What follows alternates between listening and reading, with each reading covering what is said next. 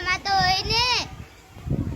આજે આપણે આનંદાય શનિવારમાં જે રાખડી બનાવી હતી એ મસ્ત હતી.